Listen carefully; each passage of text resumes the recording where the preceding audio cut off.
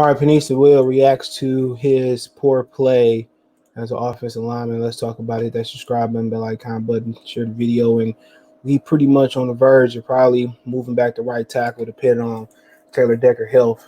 You know what I'm saying? A lot of people want Taylor Decker traded. I did a video.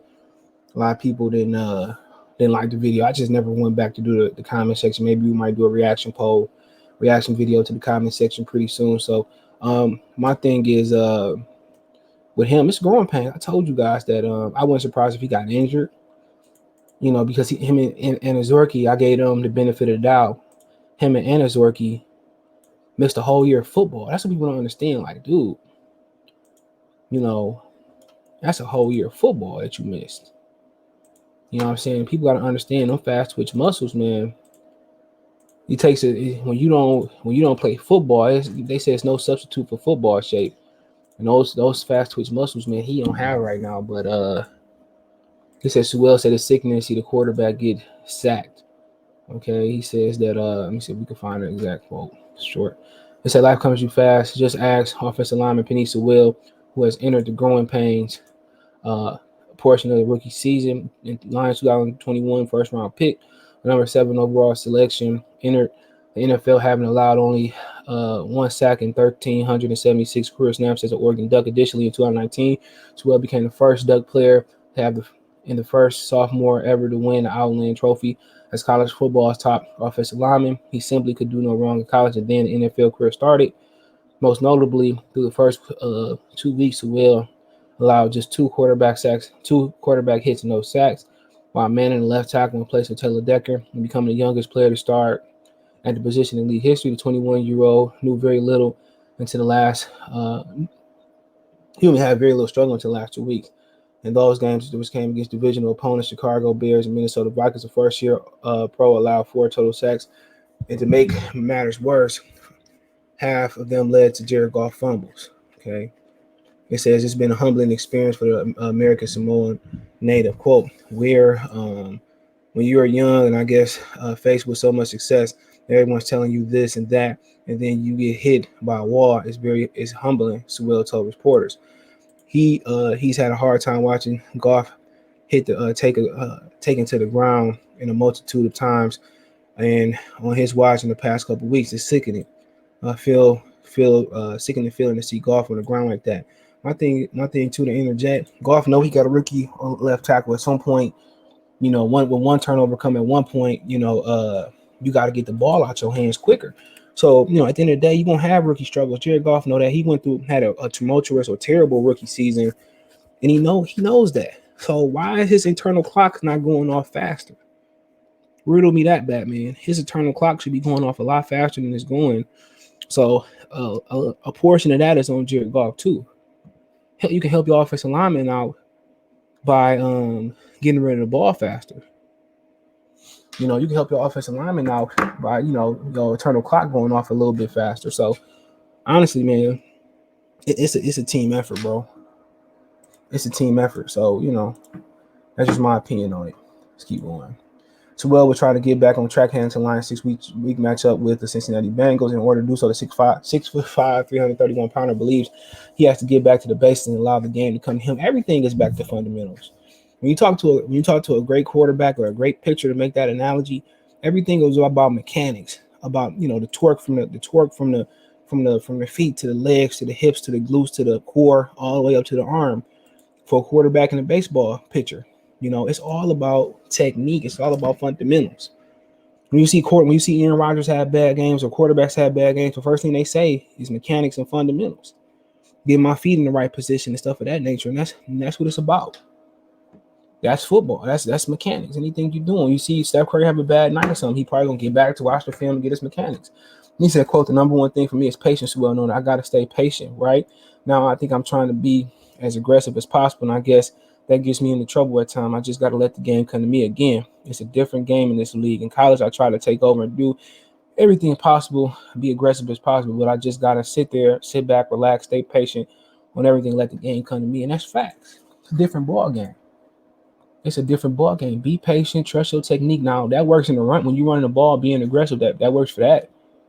We dealing with a multitude of pass rushers, with different moves, and they studying you from your college and they studying your first few weeks, they gonna take advantage of you. So you got to clean up your technique. You got to clean up whatever you tipping off of them. And when they can't get tips on you, then you will start dominating. You will still start dominating. Same thing for a receiver. You know, a lot of times the young receiver tips things off. You clean that up, you're gonna see a lot of these dudes improve throughout the season as well too. A lot of these guys are going to improve. They're gonna get better. They're gonna clean up techniques and go in year 2 and year 1. That's what it's about.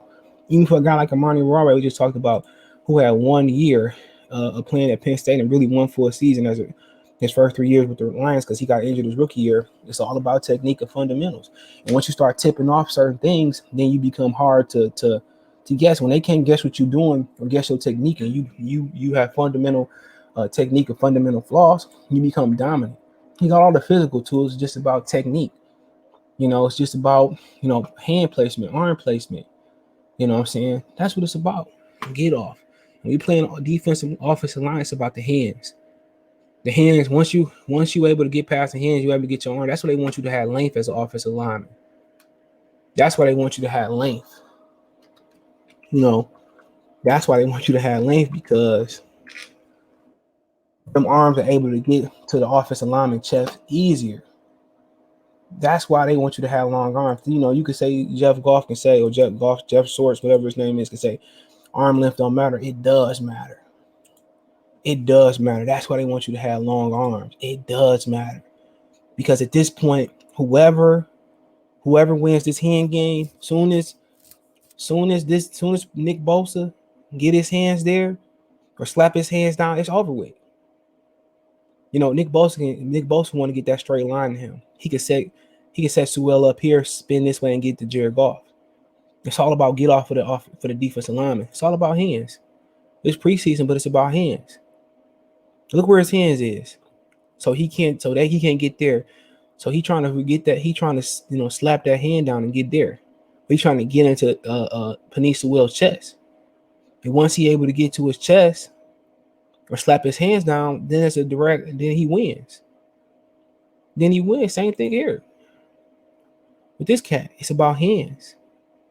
Forget how fast and athletic that helps you make up for mistakes, but it's hands. You see how he kind of going this way? He can easily slap Sewell hands down to get on the inside. That's what it's about. It's a hands game. For the offensive line, for the defensive lineman, he wanna win. Now, can you win without getting your hands on? Absolutely, you can bend that corner and get there for the Javon Curses and Simeon Rices and the Von Miller Khalil Mack, but speed is not always necessary.